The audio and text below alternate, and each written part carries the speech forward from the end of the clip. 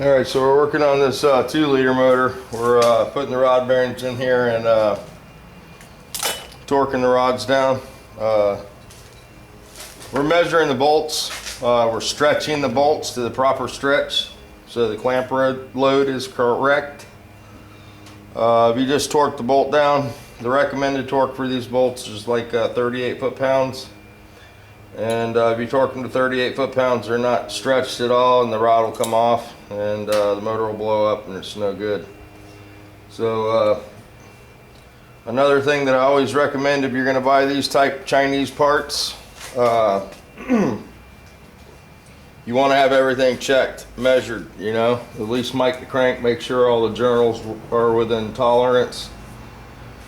The rods are very important to take them and have them resized, in my opinion. If you try to take them out of the box and put them in the motor, they won't work. A lot of guys don't understand that, but it's not like buying a rod for a small block Chevrolet. Like if you're going to buy a Howard rod or a Scat rod, they're manufactured to different tolerances. And even these Scat rods, I had to send them out and they had to be resized. And that's why they're all torqued. So all the bolts are already stretched at the moment. I'm having to untorque the rods to put them on the crank. We're going with about 5,000, 6,000 stretch on the bolt. And somebody wanted to know why so low on the compression. This motor, I mean, I personally, you know, in the past, they do sell these engine kits with the compression set at 10.5 to 1. Which is too high for a Volkswagen air-cooled motor. With the American car, you have water around the combustion chamber, and it suppresses the detonation somewhat. Air-cooled motor has much higher cylinder head temperature, and the compression, when you get it up super high on the street, it creates heat. If we were building a race motor, you know, we'd use better components. We'd go with a Scat crank, maybe a set of Potter rods, maybe a set of Corella rods. Then we could put our compression up to 16 to 1. You know, on an all-out race motor, that'd be fine. But on a street motor, these parts are going to be limited to about 150 horsepower aspirated. And nitrous I don't recommend really on these parts. You know, I don't think that they would be durable enough. Turbocharged, however, you could probably get about 200 horsepower reliable out of them. Just because of the fact the compression is so low and it's not on boost. And you know, we can control the power level by controlling the boost. On the street, you know, you're going to be limited to the fuel you can use, so that's another consideration for setting your compression. 93 octane, you'll probably get away with maybe 8 pounds of boost, if that. You know, 15 with some race gas in it at the track. So you're sort of limited to the fuel you're going to run, I guess, you know, is why the compression's so low. And we found on these street motors that if we put the compression low, these Chinese parts seem to last a little longer. And, you know, you can still make decent horsepower from the cubic inch. So it's a low compression, big cubic inch approach. And this motor will either end up in my bus probably, or turbocharged in a street car. So for a bus application, you know, we like to get them as low as possible. The last bus motor, if you look back in the videos, is a rusty bus. We built a motor for it, and we set the compression at 5.5 on that. That's the lowest I've ever gone. And it's a dual carb, 44 carbs, 1835 with big valve heads. And it runs really well, and it doesn't produce a lot of heat, so that's one thing that's really good about it. So the lower you can keep the compression on these Volkswagen motors, the cooler they'll run. And it also broadens the tuning curve when you're setting the timing. If you set your compression at 10.5 to 1 and the motor gets a little heat in it,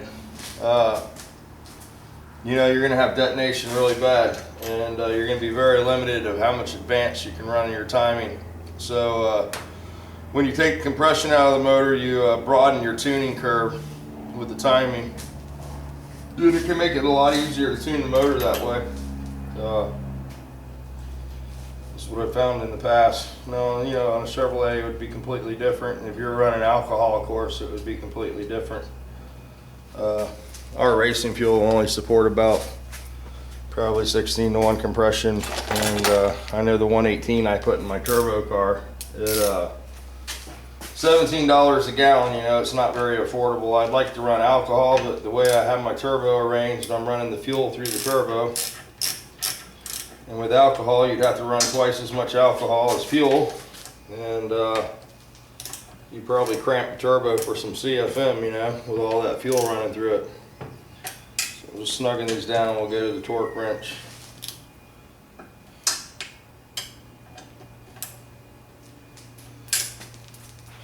And I measured that before I torqued it. It was, well, it moved now, 1.981. So it'll bolt should grow a little bit here when we torque it, looking for the bolt to stretch. You can actually feel it stretch, you know. That's how I torque these. Now whoever sized them for me, the guy at the machine shop, he torqued them up and he stretched them with a stretch gauge too, because when I checked the rod on the bench there, the bolt was torqued to the proper spec, or it was stretched to the proper spec. So.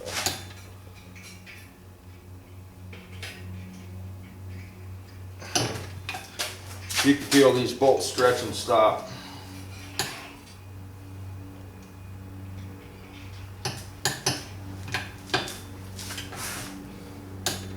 These are 3/8 bolts. These rods come with you can buy them with the 3/8 or the 5/16. You want to be sure to get the 3/8 bolt, you know, so you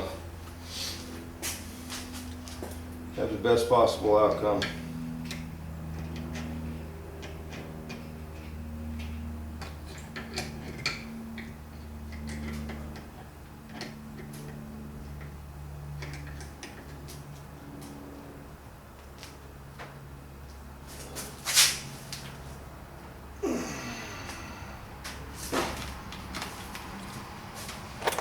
Going blind.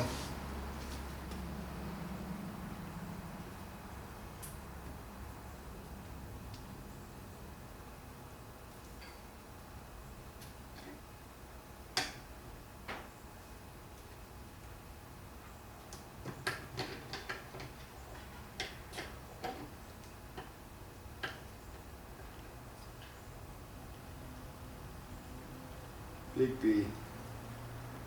Big B just came through the shop there.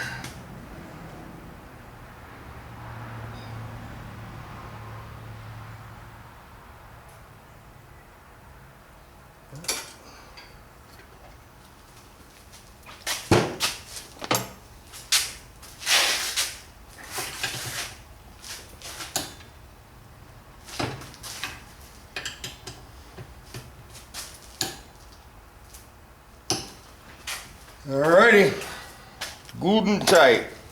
So, one rod left here. So hopefully that answered the compression ratio thing. You definitely can make more horsepower with more compression, but the parts won't handle the power. So you're limited to about 150 horsepower with these parts. And if you want any kind of longevity, now I'm sure there's guys out there that run much more compression with them, but they go through motors probably. The parts in my race car are billet. This is a 4340 chrome moly crank, and the one in the race car is a billet crank. There are billet rods instead of the standard H-beams, and you got to have all that stuff when you start making, you know, 100 horsepower per hole. You will break stuff for sure. Good and tight.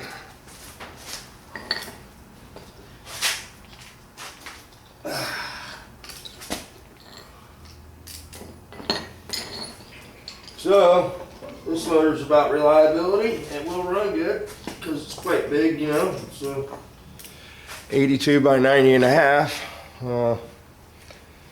It's 82 millimeter crank by 90 and a half millimeter cylinder, and a stock motor 69 millimeter crank by 85 millimeter cylinder.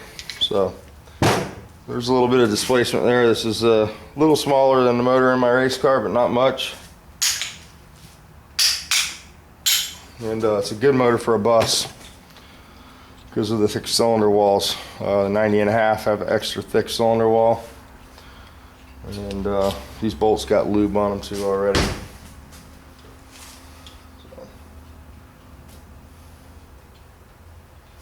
Time to go get Hale, Holly? Okay. Let me know. So we got one left here. Number 3. Dreaded number 3. We hope everybody's having a good day out there, and it's a mess up there in Jersey, huh? Wow. Unbelievable. We've seen stuff like that here in Florida though, so it's they can fix that pretty quick. Of course the houses will be a total loss, but what a mess, man. I'll definitely give the economy a little spike. A lot of new building going on for sure now. A lot of building permits, architecture, a lot of big boost there.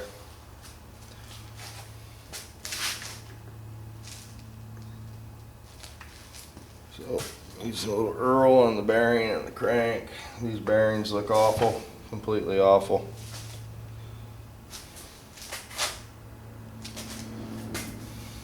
But they're the best you can get right now, so.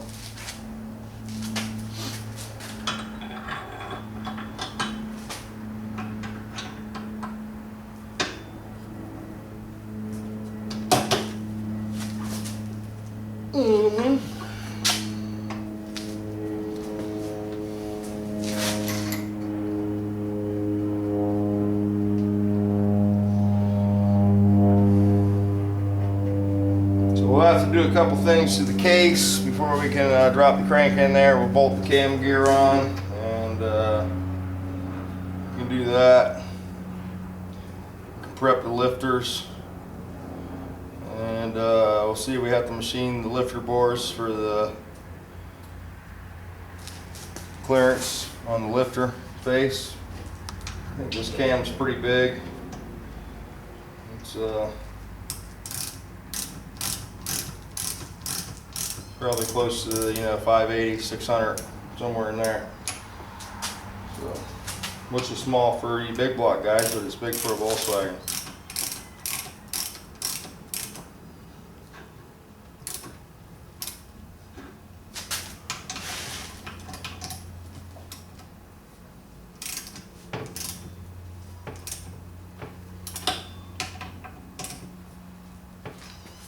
Of course, we'll have to heat our gears up too later, and install the crank gear on here, and let's find a timing gear.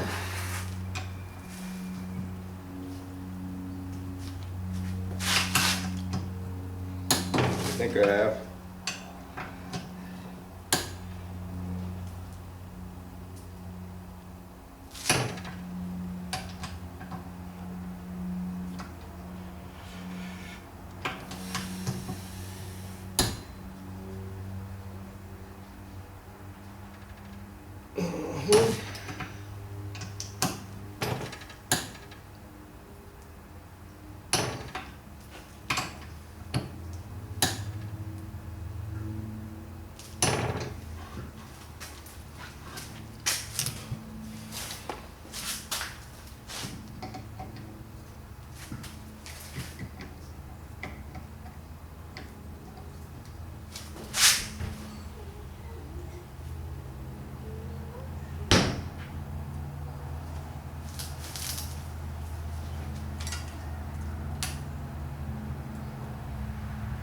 Can't see.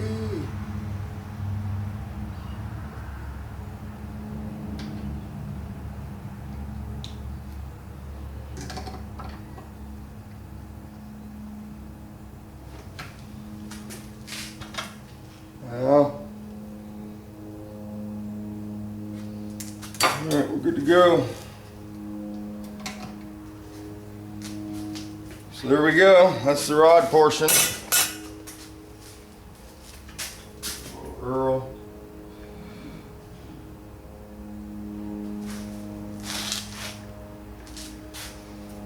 All right, we'll put the timing gears on a little later and get the cam gear bolted on and all that good stuff.